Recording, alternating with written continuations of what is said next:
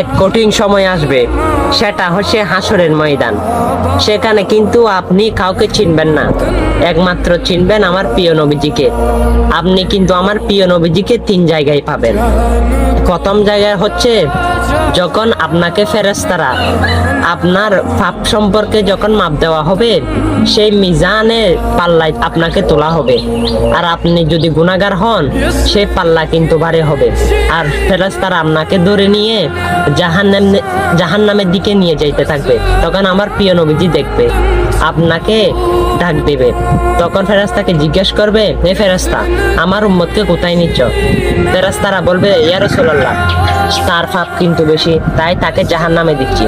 তখন আমার প্রিয় নবীজি আপনাকে আবার নিয়ে আসলো, এসে মিজানের পাল্লায় তুললো। আমার প্রিয় নবীজির আঙ্গুলটা আপনার পাল্লার মধ্যে দিল, আপনার নেকির পাল্লা ভারী হয়ে গেল। হ্যাঁ, সে মুসিবতের সময় একমাত্র আমার প্রিয় নবীজিকে পাবেন। আর সেই নবীজির হাদিসগুলো বাণীগুলো মানুষের কাছে পৌঁছাবেন, অবশ্যই সেই নবীর সুপারিশ আপনিও পাবেন। আর অবশ্যই মুসলমান হলে প্রতিদিন বাজে ভিডিও অনেক শেয়ার করেন, এটা শেয়ার করে দিবেন। আমিন।